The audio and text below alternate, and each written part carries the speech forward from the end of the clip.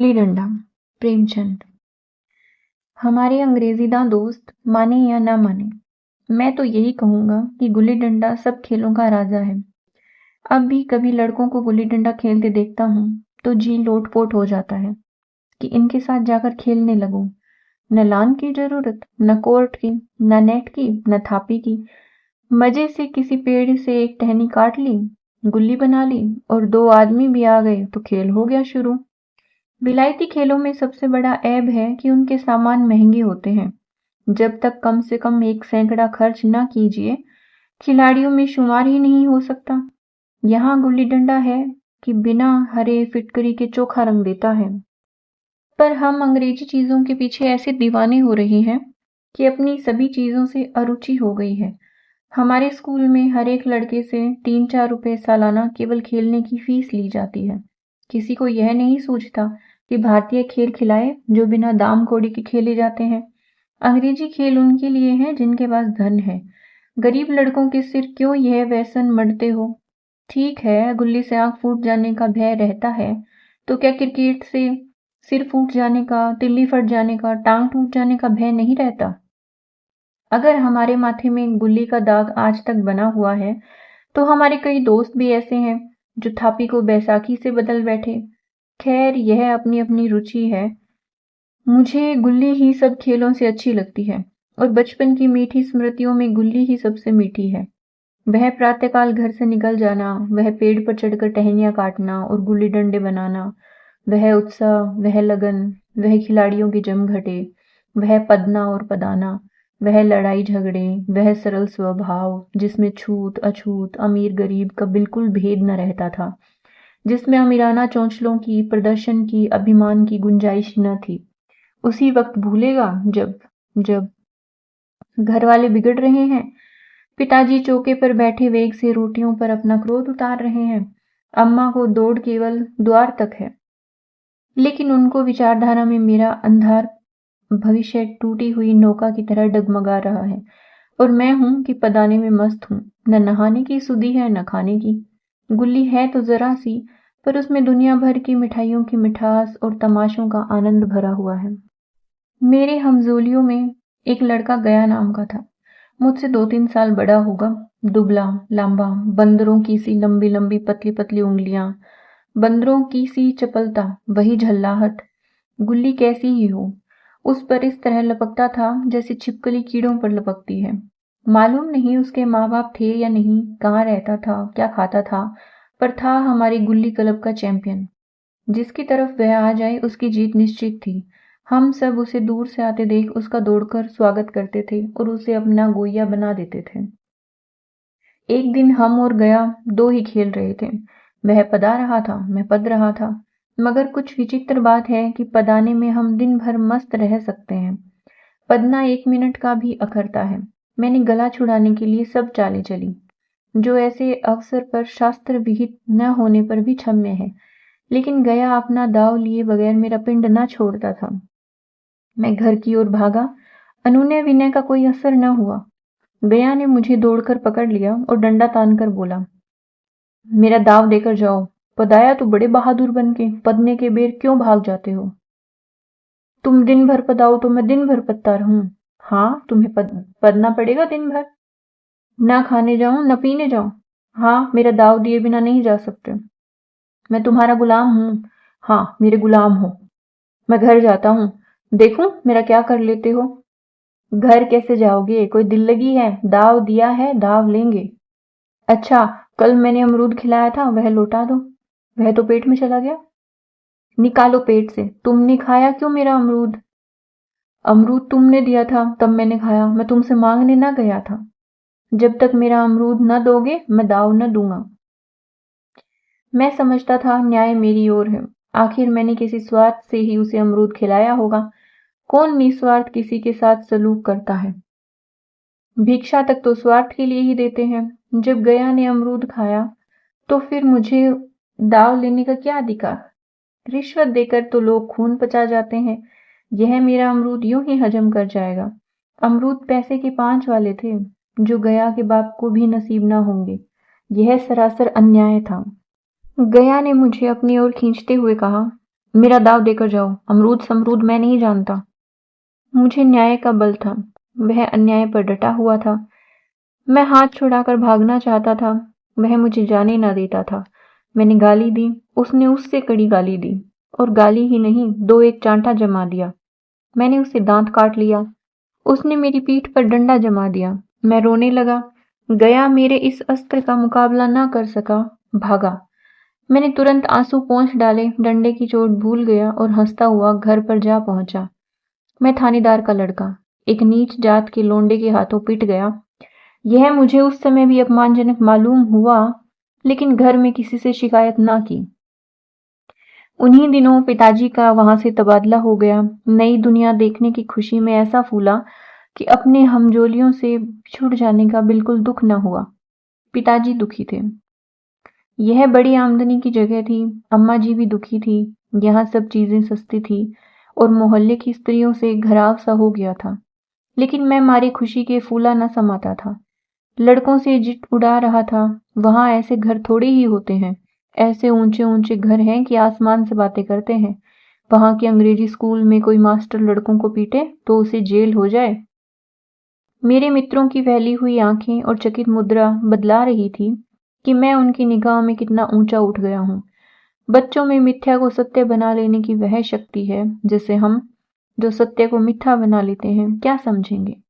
उन बेचारों को मुझसे कितनी स्पर्धा हो रही थी, मानो कह रहे थे, तुम भगवान हो भाई, जाओ, हमें तो इसी उज्जड़ ग्राम में जीना भी है और मरना भी है। 20 साल गुजर गए। मैंने इंजीनियरिंग पास की और उसी जिले का दौरा करता हुआ उसी कस्बे में पहुंचा और डाक बंगले में ठहरा। उस स्थान को देखते ही इतनी मधुर बाल स्मृतियां हृदय में जाग उठी कि मैंने छड़ी उठाई और कस्बे की सैर करने निकला। आंखें किसी प्यासे पथिक की भांति बचपन के उन क्रीड़ा स्थलों को देखने के लिए व्याकुल हो रही थी, पर उस परिचित नाम के सिवा वहां और कुछ परिचित न था। जहां खंडर था वहां पक्के मकान खड़े थे। जहां बरगद का पुराना पेड़ था वहां अब एक सुंदर बगीचा था। स्थान को काया पलट हो गया था। अगर उसके नाम और स्थिति का ज्ञान न होता तो मैं इसे पहचान भी न सकता। बचपन को संचित और अमर स्मृतियां बाहें खोले अपने उन पुराने मित्रों से गले मिलने को अधीर हो रही थी, मगर वह दुनिया बदल गई थी। ऐसा जी होता था कि उस धर से लिपट कर रोऊं और कहूं, तुम मुझे भूल गई, मैं तो अब भी तुम्हारा वही रूप देखना चाहता हूं। सहसा एक खुली हुई जगह में मैंने 2-3 लड़कों को गुल्ली डंडा खेलते देखा। एक क्षण के लिए मैं अपने को बिल्कुल भूल गया कि मैं एक ऊंचा अफसर हूं, साहबी ठाठ में, रोब और अधिकार के आवरण में। जाकर एक लड़के से पूछा, क्यों बेटे, यहाँ कोई गया नाम का आदमी रहता है? एक लड़के ने गुल्ली डंडा समेटकर सहमे हुए स्वर में कहा, कौन गया? गया चमार? मैंने यूं ही कहा, हाँ हाँ वही। गया नाम का कोई आदमी है तो शायद वही हो। हाँ है तो, जरा उसे बुला सकते हो? लड़का दौड़ा हुआ गया और एक क्षण में एक 5 हाथ के काले देव को साथ लिए आता दिखाई दिया। मैं दूर ही से पहचान गया। उसकी ओर लपकना चाहता था कि उसके गले लिपट जाऊं, पर कुछ सोच कर रह गया। बोला, कहो गया, मुझे पहचानते हो? गया ने झुककर सलाम किया। हाँ मालिक, भला पहचानूंगा क्यों नहीं। आप मजे में रहे? बहुत मजे में। तुम अपनी कहो। डिप्टी साहब का साइस हूँ। मतई मोहन दुर्गा सब कहाँ है, कुछ खबर है? मतई तो मर गया, दुर्गा और मोहन दोनों डाकिये हो गए हैं। आप? मैं तो जिले का इंजीनियर हूँ। सरकार तो पहले ही बड़े जहीन थे। अब कभी गुल्ली डंडा खेलते हो? गया ने मेरी ओर प्रश्न की आंखों से देखा। अब गुल्ली डंडा क्या खेलूंगा सरकार, अब तो पेट के धंधे से छुट्टी नहीं मिलती। आओ, आज हम तुम खेलें, तुम पदाना हम पदेंगे, तुम्हारा एक दाव हमारे ऊपर है, वह आज ले लो। गया बड़ी मुश्किल से राजी हुआ। वह ठहरा टके का मजदूर, मैं एक बड़ा अफसर, हमारा और उसका क्या जोड़। बेचारा झेप रहा था, लेकिन मुझे भी कुछ कम झेप न थी। इसलिए नहीं कि मैं गया के साथ खेलने जा रहा था, बल्कि इसलिए कि लोग इस खेल को अजूबा समझकर इसका तमाशा बना लेंगे और अच्छी खासी भीड़ लग जाएगी। उस भीड़ में वह आनंद कहाँ रहेगा पर खेले बगैर तो रहा नहीं जाता था। आखिर निश्चय हुआ कि दोनों जने बस्ती से बहुत दूर एकांत में जाकर खेलें। वहां कौन कोई देखने वाला बैठा होगा, मजे से खेलेंगे और बचपन की उस मिठाई को खूब रस ले लेकर खाएंगे। मैं गया को लेकर डाक बंगले पर आया और मोटर में बैठकर दोनों मैदान की ओर चले। साथ में एक कुल्हाड़ी ले ली। मैं गंभीर भाव धारण किए हुए था, लेकिन गया इसे अभी तक मजाक ही समझ रहा था। फिर भी उसके मुख पर उत्सुकता या आनंद का कोई चिन्ह न था। शायद वह हम दोनों में जो अंतर हो गया था वही सोचने में मगन था। मैंने पूछा, तुम्हें कब हमारी याद नहीं आती थी गया? सच कहना। गया झेंपता हुआ बोला, मैं आपको क्या याद करता हुजूर, किस लायक हूँ? भाग में आपके साथ कुछ दिन खेलना बना था, नहीं मेरी क्या गिनती। मैंने कुछ उदास होकर कहा, लेकिन मुझे तो बराबर तुम्हारी याद आती थी। तुम्हारा वह डंडा जो तुमने तान कर जमाया था, याद है ना? गया ने पछताते हुए कहा, वह लड़कपन था सरकार, उसकी याद ना दिलाओ। वाह, वह मेरे बाल जीवन की सबसे रसीली याद है। तुम्हारे उस डंडे में जो रस था वह तो अब न आदर में है, न सम्मान में पाता हूँ, न धन में। कुछ ऐसी मिठास थी उसमें कि आज तक उससे मीठा मन होता रहता है। इतनी देर में हम बस्ती से कोई 3 मील निकल आए। चारों तरफ सन्नाटा है। पश्चिम की ओर कोसों तक भीमताल फैला हुआ है, जहां आकर हम किसी समय कमल पुष्प तोड़ ले जाते थे और उसके झुमक बनाकर कानों में डाल लेते थे। जेठ की संध्या केसर में डूबी चली आ रही है। मैं लपक कर एक पेड़ पर चढ़ गया और एक टहनी काट लाया। चटपट गुल्ली डंडा बन गया। खेल शुरू हो गया। मैंने गुच्ची में गुल्ली रखकर उछली। गुल्ली डंडा के सामने से निकाली गई। उसने हाथ लपकाया और मछली जैसे पकड़ रहा हूं। गुल्ली उसके पीछे जाकर गिरी। यह वही गया है जिसके हाथों में गुल्ली अपने आप ही जाकर बैठ जाती थी। वह दाहिने बाएं कहीं हो, गुल्ली उसकी हथेलियों में ही पहुंचती थी, जैसे गुल्लियों पर वशीकरण डाल देता हो। नई गुल्ली, पुरानी गुल्ली, छोटी गुल्ली, बड़ी गुल्ली, नोकदार गुल्ली, सपाट गुल्ली, सभी उससे मिल जाती थी। जैसे उसके हाथों में कोई चुंबक हो, गुल्लियों को खींच लेता हो। लेकिन आज गुल्ली को उससे वह प्रेम नहीं रहा। फिर तो मैंने पदाना शुरू किया। मैं तरह तरह की धांधलियां कर रहा था। अभ्यास की कसर बेईमानी से पूरी कर रहा था। कुछ जाने पर भी डंडा खेले जाता था। हालांकि शास्त्र के अनुसार गया की बारी आनी चाहिए थी। गुल्ली पर ओछी चोट पड़ती और वह जरा दूर पर गिर पड़ती तो मैं झपटकर उसे खुद उठा लेता और दोबारा टांड लगाता। गया यह सारी बेकायदगी देख रहा था, पर कुछ न बोलता था, जैसे उसे वह सब कायदे कानून भूल गए। उसका निशाना कितना अचूक था। गुल्ली उसके हाथ से निकलकर टन से डंडे पे आकर लगती थी। उसके हाथ से छूटकर उसका काम था डंडे से टकरा जाना। लेकिन आज वह गुल्ली डंडे में नहीं, कभी दाहिने जाती है, कभी बाएं, कभी आगे, कभी पीछे। आध घंटे पदाने के बाद एक गुल्ली डंडे में आ लगी। मैंने धांधली की, गुल्ली डंडे में नहीं लगी। बिल्कुल पास से गई, लेकिन लगी नहीं। गया ने किसी प्रकार का असंतोष प्रकट नहीं किया। ना लगी होगी। डंडे में लगती तो क्या मैं बेईमानी करता? नहीं भैया, तुम भला बेईमानी करोगे। बचपन में मजाल था कि मैं ऐसा घपला करके जीता बचता। यही गया गर्दन पर चढ़ बैठता, लेकिन आज मैं उसे कितनी आसानी से धोखा दिए चला जाता हूँ। गधा है। सारी बातें भूल गया। सहसा गुल्ली फिर डंडे से लगी और इतनी जोर से लगी जैसे बंदूक छूटी हो। इस प्रमाण के सामने अब किसी तरह की धांधली करने का साहस मुझे इस वक्त भी न हो सका। लेकिन क्यों न एक बार सबको झूठ बताने की चेष्टा करूं। मेरा हर्ष ही क्या है। मान गया तो वाह वाह, नहीं 2-4 हाथ पदना ही तो पड़ेगा। अंधेरे का बहाना करके जल्दी छूट दूंगा। फिर कौन दाव लेने आता है। गया ने विजय के उल्लास में कहा, लग गई टन से बोली। मैंने अनजान बनने की चेष्टा करके कहा, तुमने लगते देखा, मैंने तो नहीं देखा। टन से बोली है सरकार। और जो किसी ईंट से टकरा गई हो।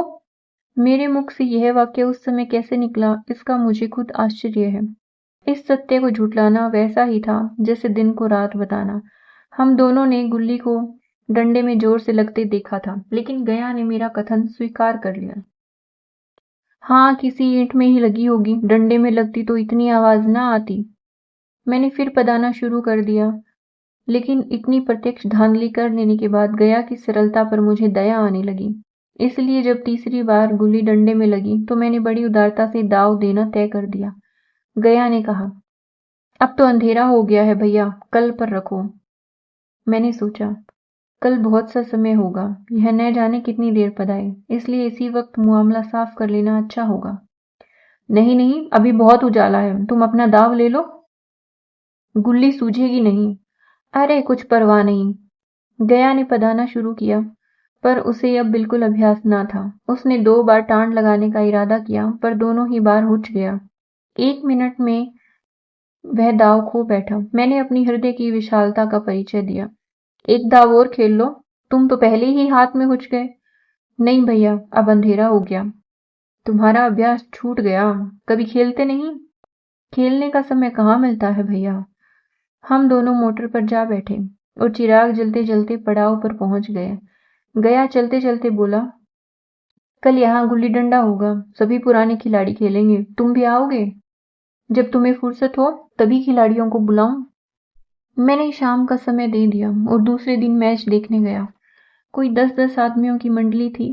कई मेरे लड़कपन के साथी निकले, अधिकांश युवक थे जिन्हें मैं पहचान न सका। खेल शुरू हुआ। मैं मोटर पर बैठा बैठा तमाशा देखने लगा। आज गया का खेल, उसका नैपुण्य देखकर मैं चकित हो गया। टाँड लगाता तो गुल्ली आसमान से बातें करती। कल की सी वह झिझक, वह हिचकिचाहट, वह बेदिली आज न थी। लड़कपन में जो बात थी, आज उसने प्रौढ़ता प्राप्त कर ली थी। कहीं कल इसने मुझे इस तरह पदाया होता तो मैं जरूर रोने लगता। उसके डंडे की चोट पाकर गुल्ली 200 गज की खबर लाती थी। पदने वालों में एक युवक ने कुछ धांधली की। उसने अपने विचार में गुल्ली लपक ली थी। गया का कहना था, गुल्ली जमीन में लगकर उछली थी। इस पर दोनों में ताल ठोकने की नौबत आई। युवक दब गया। गया का तमतमाया हुआ चेहरा देखकर डर गया। अगर वह न दब जाता तो जरूर मारपीट हो जाती।